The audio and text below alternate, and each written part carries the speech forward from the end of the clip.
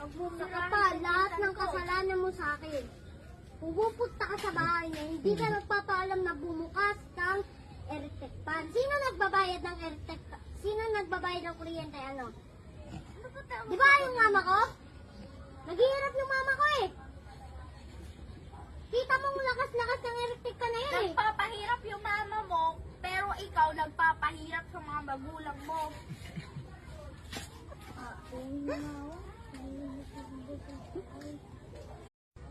Saka pa, lahat ng kasalanan mo sa akin.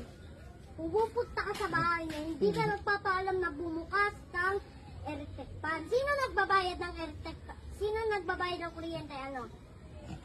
Di ba yung mama ko? Naghihirap yung mama ko eh. Kita mong lakas-lakas ng electric pan na yan eh. Nagpapahirap yung mama mo, pero ikaw nagpapahirap sa mga magulang mo.